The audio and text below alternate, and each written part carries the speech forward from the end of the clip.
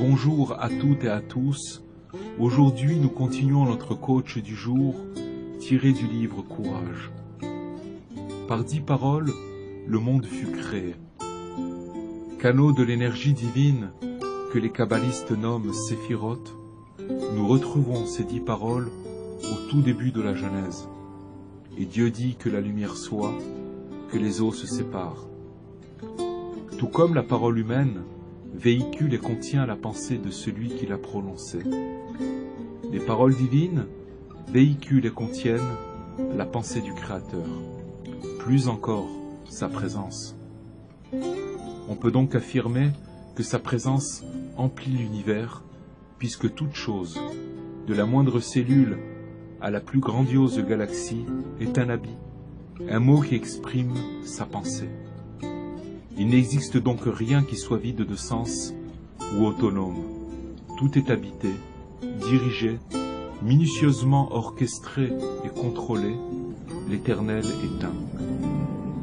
Et le but de l'homme sur terre consiste à déchiffrer le grand message du monde, comprendre ce que Dieu a voulu dire par les monts et les mers, les fleurs et les oiseaux, les feux et les nuages.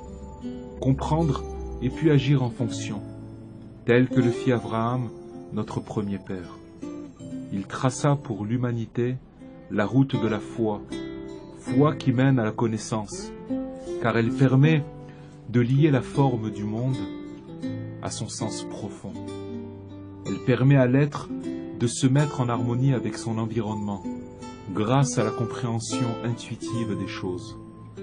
Elle amène au pied du Sinaï, où les 10 paroles émergent de l'énigme et deviennent 10 commandements. Sachant cela, lorsque le pécheur aura quitté la voie de l'harmonie pour se fourvoyer dans les sentiers de la révolte, nous ne pourrons plus dire qu'il s'est éloigné de Dieu. Il n'existe aucun endroit loin de lui, sans lui. David l'a dit, « Si je sombre en enfer, te voici ». Le désespoir n'existe pas. Cependant, dans cet enfer où son mauvais choix l'a mené, le pécheur semble isolé, parce que la présence divine y est très cachée. Proche et lointaine à la fois, tout comme la pensée d'un homme dont on ne comprend plus la langue. On entend bien les mots qu'il prononce, mais on ne saisit pas leur sens. Dieu appelle constamment le pécheur, mais celui-ci ne comprend pas le message. Qu'il se ressaisisse au moins, qu'il ressente son désarroi, qu'il rompe le silence et qu'il se mette à crier « Mon Dieu, je sais que tu es là, mais je me suis égaré. Je ne comprends plus. Dévoile-toi, viens à mon aide. » Aussitôt qu'il s'est mis à chercher, à prier, à demander, quelle que soit la profondeur de l'abîme dans lequel ses mauvaises actions l'ont fait sombrer, aussitôt qu'il crie « Où es-tu » le pécheur commence à ressentir dans son cœur un écho de la présence divine, une note de réconfort.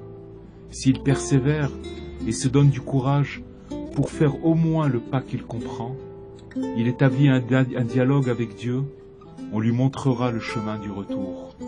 Je vous souhaite une belle journée, bénédiction et réussite, et merci de votre écoute.